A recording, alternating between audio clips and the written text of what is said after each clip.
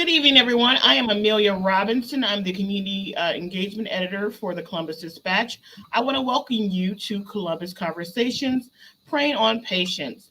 This conversation is a follow-up to the Dispatch's year-long investigation that revealed Ohio doctors who got away with sexual abusing and harassing patients for more than 4 decades. We will discuss what was uncovered by our journalists as part of Preying on Patients, what the State Medical Board of Ohio didn't do and what it's doing now, solutions going forward, and the impact sexual abuse has had on patients. You can read the Preying on Patients series in our online archive or anytime on dispatch.com. As always, during these talks, you are invited to join in by submitting questions to the panelists in the Facebook chat. I will get to as many of those questions as possible. This event is part of the Dispatch's commitment to serving Columbus, Central Ohio, and the rest of the state. You can support local journalism like this by subscribing to the Columbus Dispatch at dispatch.com/subscribe now. Now for our panelists, we have Paula Reckendorfer, who is a doctor sexual abuse survivor. We have Stephanie Luca, who is executive director of the State Medical Board of Ohio. There is Conrad Kirchner, who is a Cincinnati-based attorney who has represented patients abused by doctors in civil court. Jennifer Samolia Schaefer, who is a Dispatch Projects reporter. We have Mike Wagner, who is also a projects reporter for the Dispatch. And last but not least, there is Max Felby, who is the Sunday Enterprise reporter for the Columbus Dispatch. So we'll get into the questions right now. And like I said before, if you have questions for the panelists, feel free to just put those in the Facebook chat and I will get to as many as I can. So Max, what was the most surprising thing that you found doing this reporting for the Dispatch? Yeah, thanks, Amelia. I think the thing that surprised all of us was how many doctors we did find in our review of records. Granted, we did look at more than 40 years worth of records, and there are more than 96,000 medical professionals in Ohio, but we found 256 doctors who had been disciplined for sexual misconduct. That's the umbrella term the board uses for abuse or harassment. So I think the number was the most shocking thing, but then also some of the details. Some medical board records have quite a bit of detail in them about what happened, and that was pretty shocking to us, and I'm sure to readers too.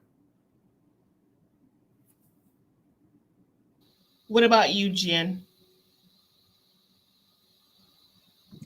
Yeah, I echo what Max had to say. There was some details in the case files that we are reading about, particular cases of patients accusing doctors of sexual misconduct that were shocking and upsetting to read. I think one thing that was also surprising and at times frustrating was all the things that we didn't know and don't know. Sometimes there are consent agreements reached between doctors and the medical board, and so there's not as much detail about those cases, or we might read in a file about why, we would see that one patient came forward to report something 1 year and then 3 or 4 more years went by and nothing seemed to happen. So I think that was one thing that was surprising and is still a little surprising. There's a balance that has to be struck there, but there's a lot that the public still doesn't know. So, Stephanie, this one is for you. I've had a number of questions from readers about, how this happened. Can you talk about why this happened and also some of the things the medical board has done since the Richard Strauss case to sort of make sure that patients aren't abused in Ohio? Sure, thanks. So I think we still struggle every day here at the board with the root cause of why do these actions happen, right? And so I think we're constantly looking for that why, and I think many professions are looking at that to say, why is this happening to people? But some of the things that we've done since my time here, I've been at the board for about 3 years. And what we know is that we might not know the why, but we need to know the how we respond. And we need to understand the complexity of the cases, of the complaints, and we need to make sure that our processes get us to action as quickly as possible and whenever legally possible. So what we've done is we've staffed these complaint investigations.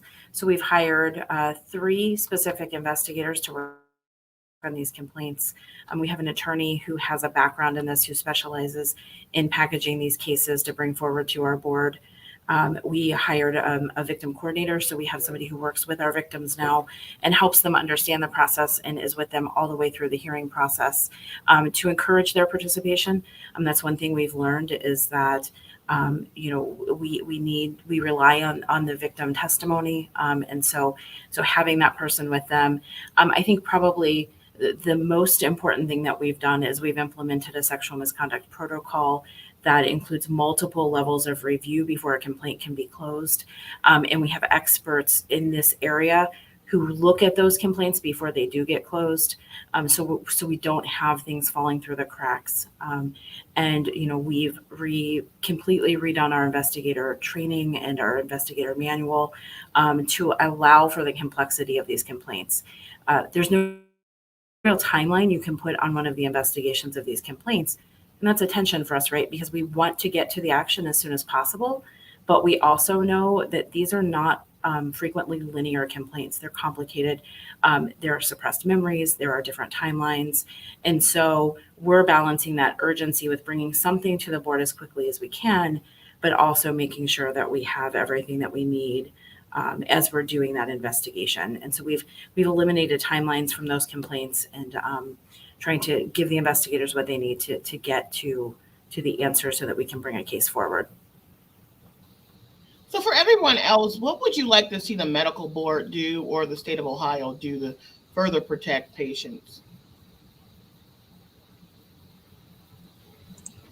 Well, from my perspective, not so much the state medical board, but the state of Ohio, I would like to see the Ohio legislature change laws. In particular, I would like to see the Ohio legislature extend the statute of limitations. The statute of limitations is a law that says you only have so much time in which to bring a civil claim or prosecute a doctor. And these cases are unique because patients are in an examination room and the doctor does something to them and the patient doesn't know, gosh, that seems strange, but maybe that's standard medical practice. And they don't know until months or even years later that they have been abused, they've been sexually molested. And our state laws right now only allow 1 year from an incident in which to bring a medical claim or a claim for battery, which is an intentional offensive touching. We clearly need much more time for patients to grasp what they've been through.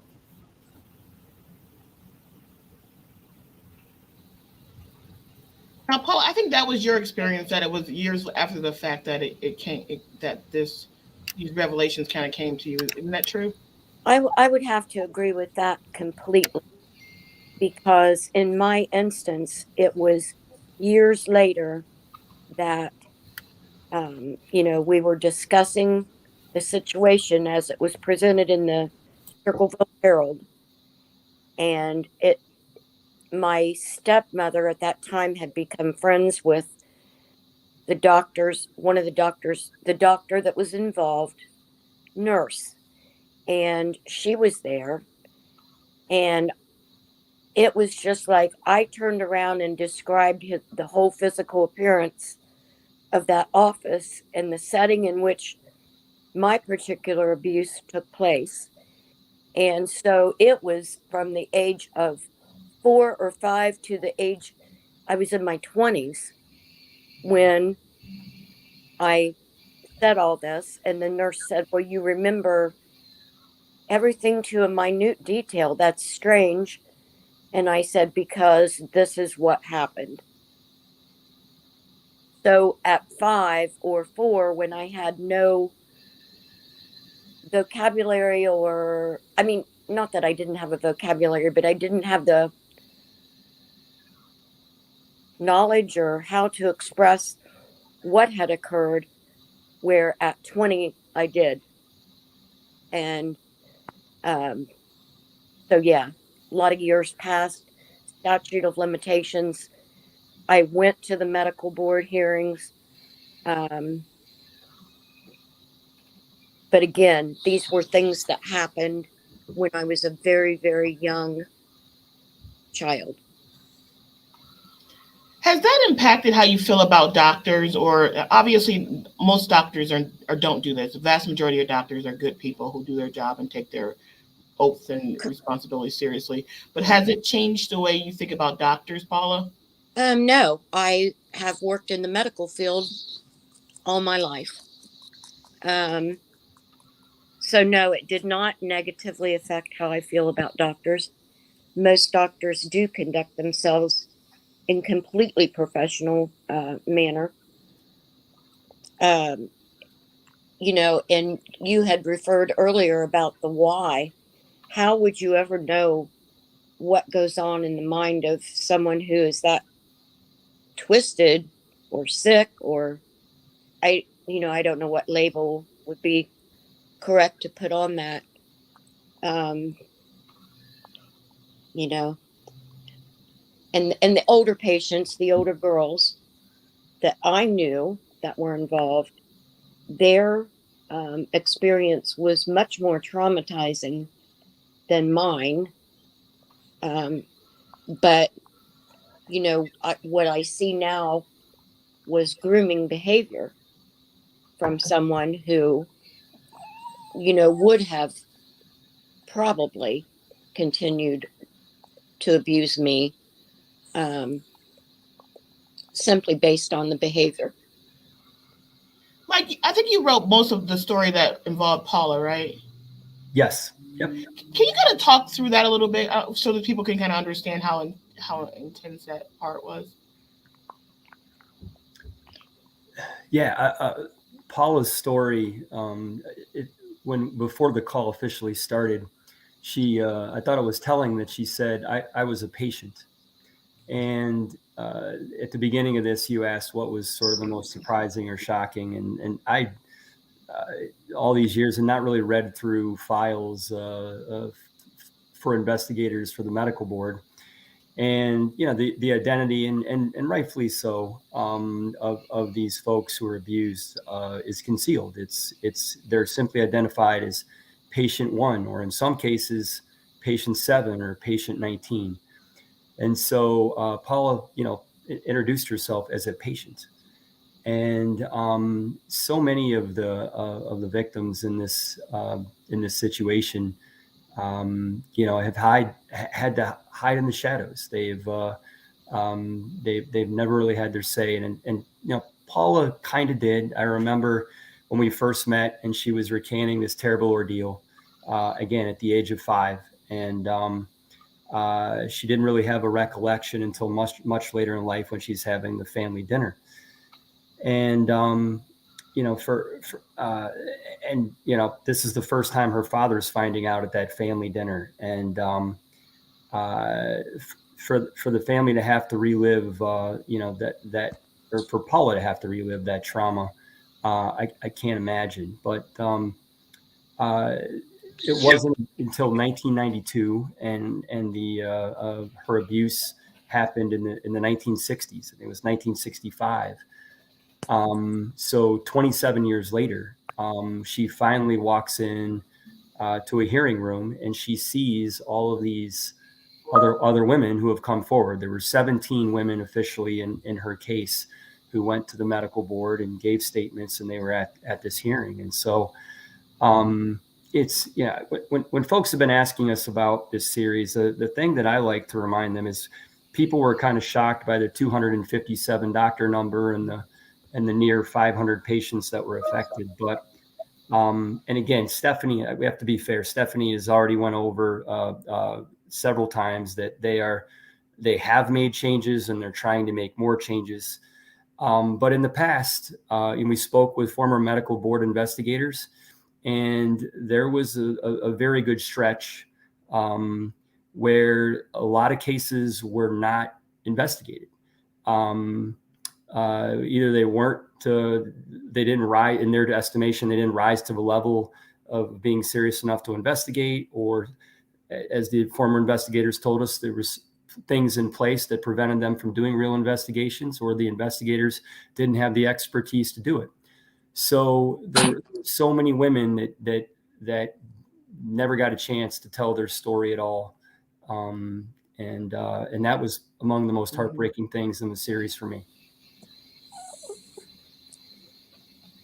Yeah, it was startling, some of the stories that you guys found, in the how deep it affected patients, which I guess we shouldn't be surprised about, because these things are traumatizing. So as far as children, like Paula was a child when it happened to her, what should parents be doing to protect their children from this sort of abuse?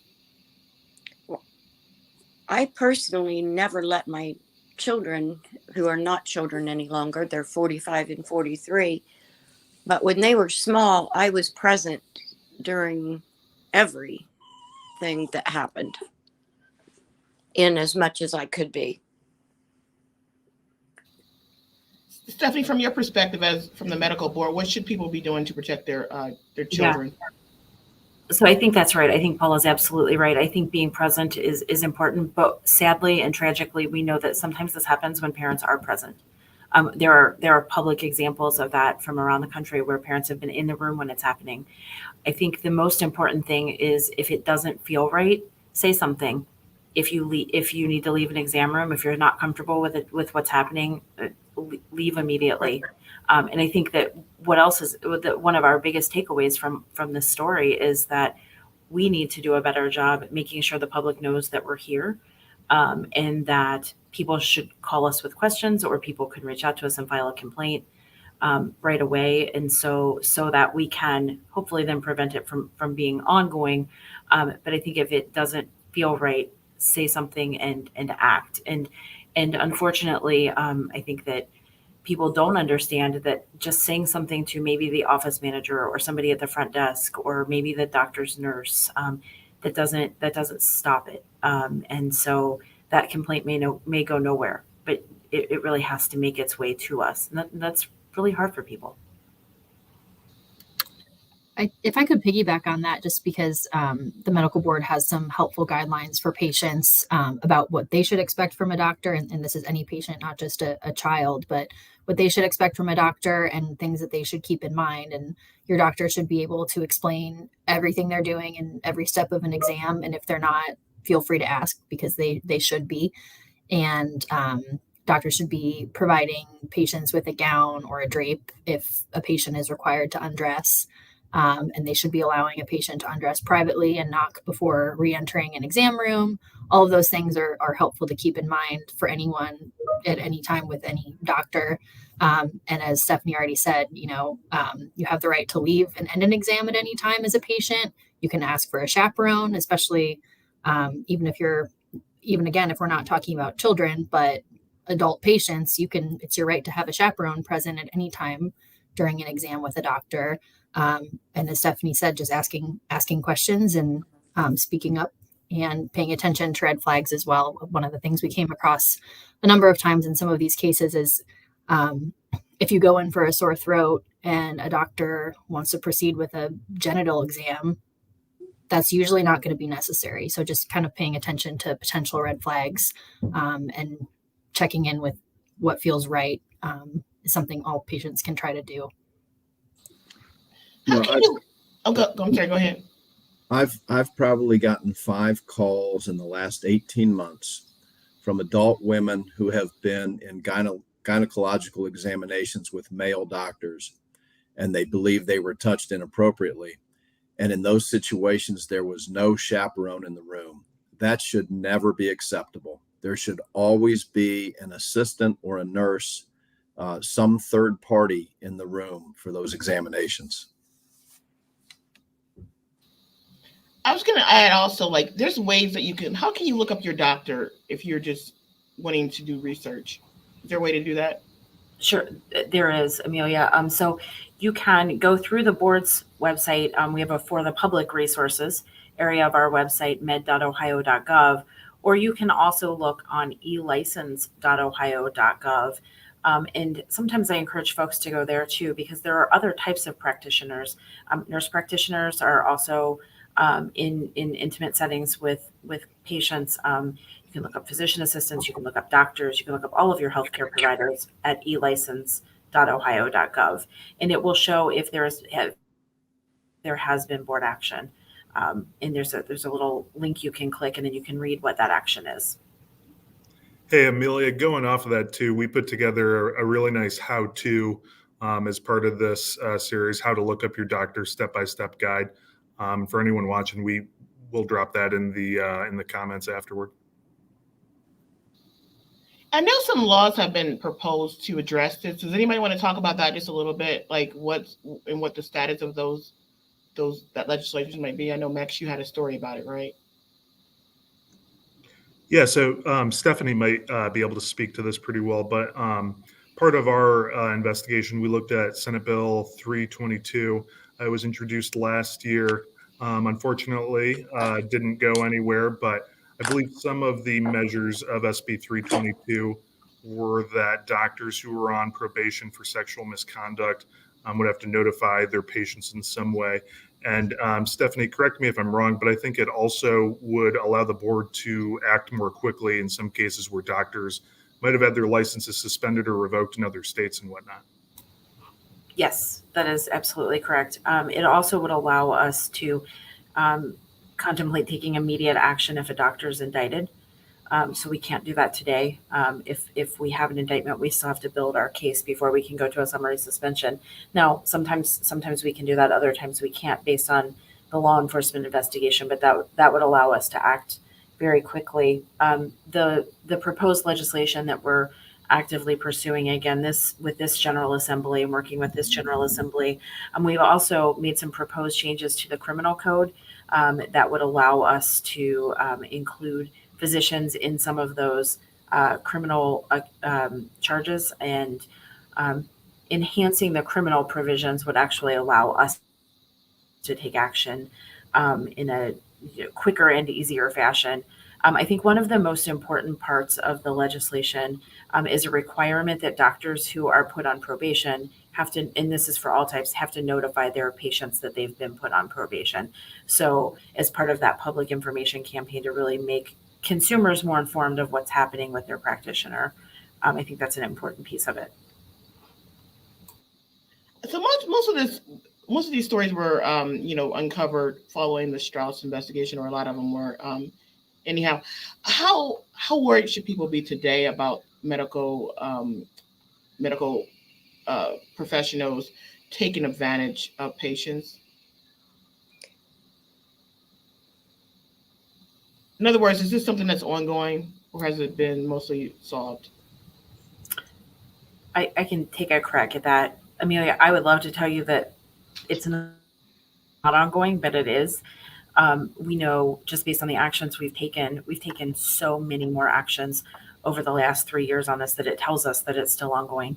We might be getting to it faster, and we might be hopefully stopping it from perpetuating for additional victims, but it is still happening. We take, our board meets every month, and we take action. We had 2 summary suspensions yesterday for this. And so I think that I think it's the conversation that we had about that Jen mentioned, the parameters of, understanding what you should expect when you are seeing your physician. How can we protect our kids? But I do think we have to have common sense that sometimes people go into professions where they know they can prey upon people. And frequently, I'm sure, Mike and Max and Jen know this from looking at the files, they frequently prey upon very vulnerable patients. And that's very intentional. These are criminals. Can I sort of ask Stephanie about something? Is that allowed? Yeah. So one thing, Stephanie, that we asked the governor about, and we heard from folks that had worked for the med board in the past was the idea of creating a unit specific to handle sexual misconduct cases. That these cases require far more attention and expertise and time. And of course, we did focus on sexual misconduct, but your board is handling thousands of other cases dealing with prescription drugs and lots of other issues. So do you feel that you need more investigators and more resources and the possibility of an individual unit to, and again, understanding that you've done a lot more in the last 3 years than was done for a long time in the past, but would that help? Or just generally, what else do you need to help better protect Ohioans from predatory doctors? Yeah. Thanks, Mike. That's a great question. And it's one that we've had a lot of discussion about internally with our board and with others. So we do today have what we would call a unit that works on this. It's not formally connected from a table of organization perspective, but they're working very cooperatively with each other. So let me tell you what we have today. So today we have an investigator, a dedicated investigator in each region of our state who is trained and focuses on the sexual misconduct cases.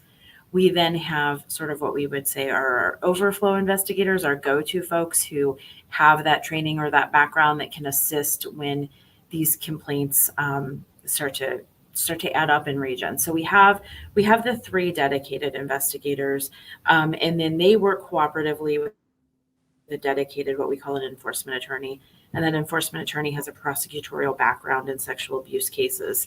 So we're doing what's sort of like into a vertical prosecution in the criminal world, where instead of the investigator going out and getting all of this information, packaging it all up and then bringing it back to the board, like we do sometimes for, like, let's say a minimal standard or prescribing case, what they're doing is they're working from the enforcement attorney right from the beginning to say, what sort of evidence do we need as we go?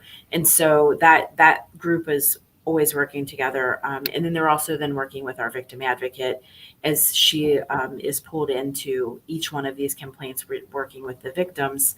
And because that resource has become so popular with our complainants and victims, we're now training 2 additional staff members in that victim advocacy so that they can also be prepared. So to answer your question directly, Mike, we are functioning as a unit.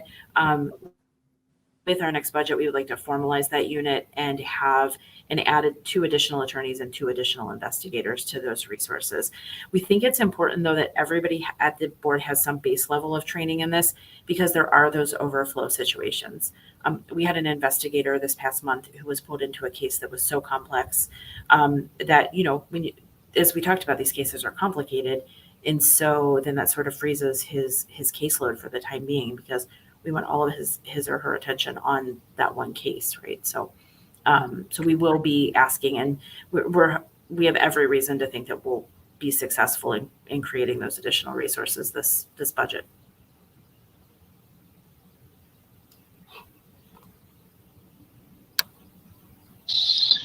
Hey, Conrad, I'm just curious, because you connected us with a couple of patients who we featured in this series. Can you tell us just a little bit about what it's like to work with some of these patients, and, how difficult it is for them to come forward, and just, how this affects their life in general?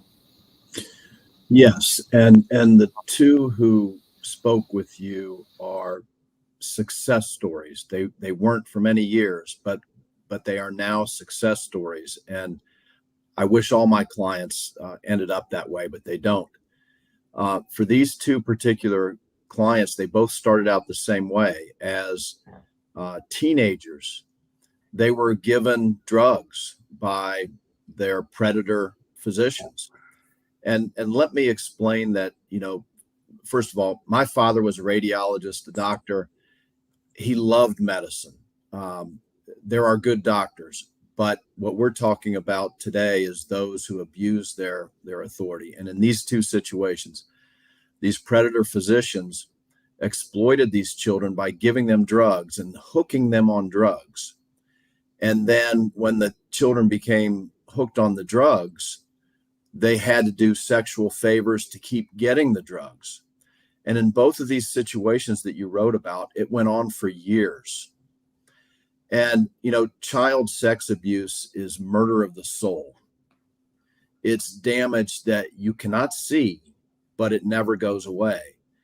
And both of these young men, they're both in their late 20s or early 30s now, found help.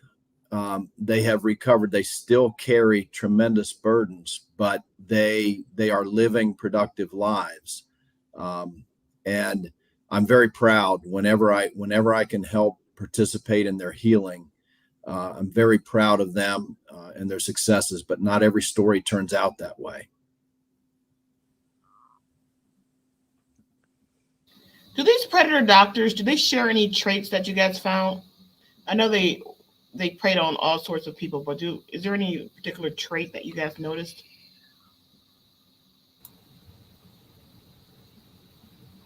One thing that we see is that they do prey upon vulnerable people. And I think Conrad absolutely hits upon a very common preyed upon population, and that is either already the drug addicted or those for whom they can make drug addicted. And they will frequently prey upon children. And there's such an imbalance of knowledge and power in this relationship, because these doctors know medicine, they know psychology, so they can manipulate. Then when you combine the fact that they can prescribe drugs, there's just this tremendous power. So those very few who get into this profession with that in mind, or who develop that intention at some point in their practice, they have just an amazing power to destroy lives. It's horrific. And if I can add something quickly, I've had folks ask me after reading about some of the cases, why would people go back to a doctor that has abused them or made advances or harassed them? And I understand the question, but there's so many different circumstances. We saw cases where someone was being treated for cancer, and again, doctor touched her inappropriately, but she was fearful. This doctor had been treating her for months, and she'd been making progress, and felt that if she stopped seeing this doctor, her cancer could get worse, that her life was in danger. So she put up with it. Or cases where a woman's child was being treated for something, and if she didn't continue to do what the doctor wanted her to do with sexual behavior and so on, that this doctor wouldn't treat their child anymore and might endanger their child's life. So there's a lot of complicated. I think what Conrad is the point he's making is dead on, that they have this power, and sadly, some of them, because again, we have to keep reminding the public that the overwhelming majority of physicians are professional and can be trusted, but those who can't be are predators, and they will use that power any way they can. So, in reading the stories, one thing that just kept flashing in my mind is that, obviously doctors are supposed to be like these people you go to when you have a problem. There's a sacred trust. What do you think these sort of cases do to that whole profession and the people's ability to, go to doctors and feel confident that they're not going to be abused?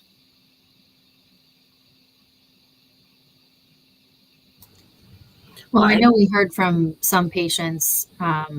Paula explained her situation, but we heard from a number of patients who, after something like this happens to them, they don't want to go to a doctor.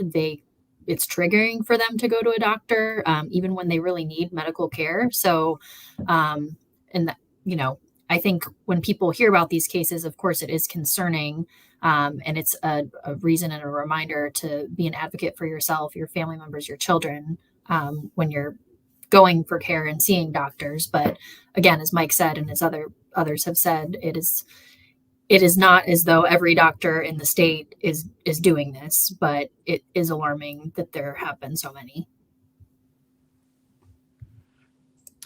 Yeah, and I think I'm sorry. Go ahead. I'm sure many people have less trust for doctors now than they did 10 years ago or so, but that's not a bad thing. I'm sorry. We have less trust of priests, less trust of Boy Scout masters, less trust of youth sports coaches. That's not a bad thing. And your series is great because it raises public awareness. And the balance is we may lose trust in doctors or other authority figures, but we gain protection for children. So thank you very much for doing this series. It's great in helping inform the public and protecting children. Amelia, if I Yeah. could jump into on the professional. Oh, I'm sorry, Paula. Go ahead. Go ahead. No, you go first. I just think that, we've seen this across professions, from police to, in today's world, we've seen it in a lot of places. It can be anywhere. And I totally agree. This series has done, I think it's wonderful, making the awareness, and that you don't give people the benefit of the doubt. You can't do that now. Back in the day, maybe, yes, a man's word was his word, but it doesn't work that way anymore.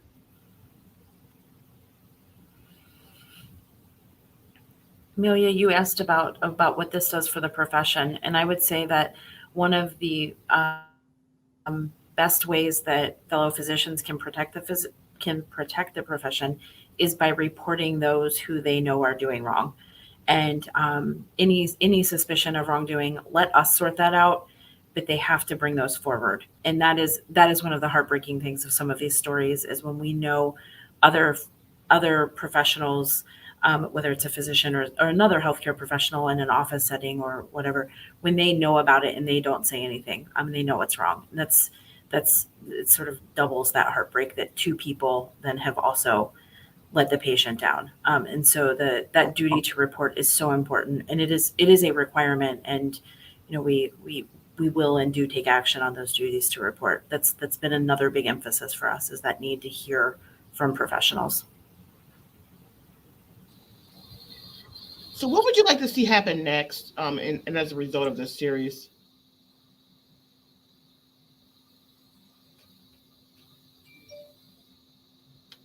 Max, you got anything?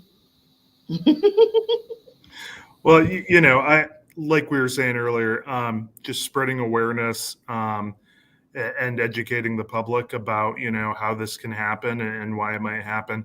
We were talking about some pretty disturbing cases earlier, but a lot of the time this could be a really subtle thing. You might, go into a doctor's office for one thing, and the doctor suggests, perhaps you do need like a genital exam or something like that. And it's a doctor, so you trust them. You think they know what they're talking about. And you might not realize until days, weeks, months, years down the road, they're like, in retrospect, that didn't make sense. I think in regards to Dr. Ray Carroll in Circleville, we had a quote from one of the women who spoke to us, who was victimized. She had said that at one point she realized, like, oh, why does this doctor have me taking my clothes off? The dentist doesn't have me doing that. So I really just think raising awareness and educating the public on this, I'm hoping that this conversation continues after tonight, just so people are made aware.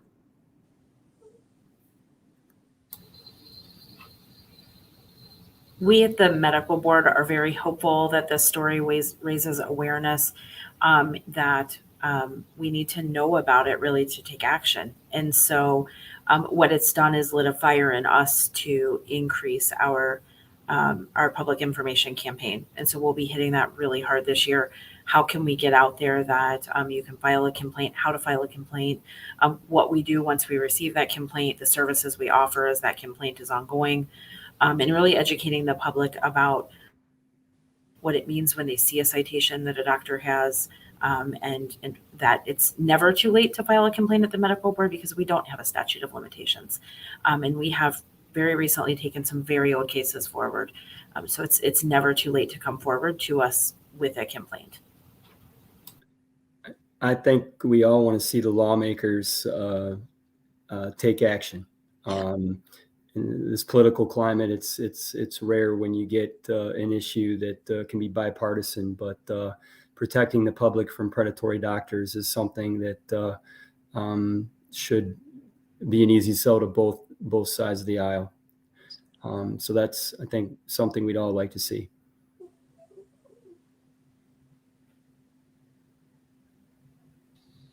Okay. Well, I just want to thank you all for watching this important discussion. There are things you can do to protect yourself, and we have those stories available on dispatch.com so you can read them and take action if you need to. I want to thank our panelists, Paula Rechenelfer, Stephanie Lucas, Conrad Kirchner, Max Philby, Mike Wagner, and Jen Smalia Schaefer. And also we have Daryl and Pat in the background running the whole broadcast. So to support journalism like this, please considering subscribe to the Dispatch at dispatch.com/subscribe now. Have a great night. We'll see you at our next conversation.